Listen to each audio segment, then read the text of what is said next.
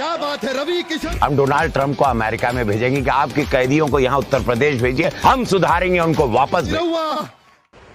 जंगल के खामोशी देख के ही मत सोच लिया कि जंगल के राजा क्यों और बन गए। तिवारी डमरू जब असर करेगा सोच नजारा क्या होगा।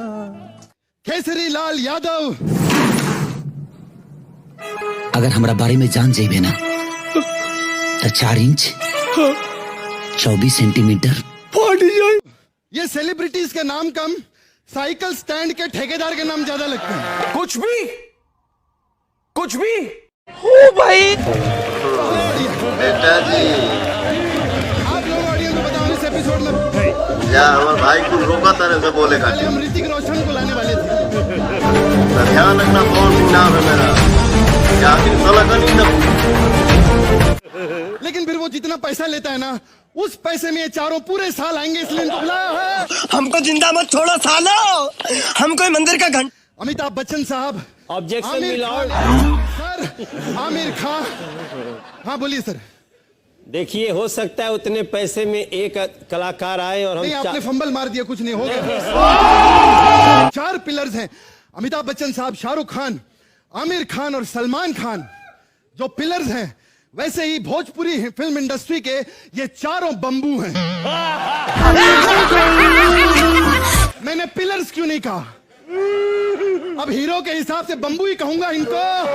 हद हो गई, हद से आगे भी बड़बू।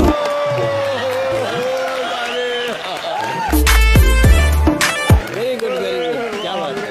और कल रात तेरे बंबू में मनोज जी नंबर 1 बहुत बढ़िया।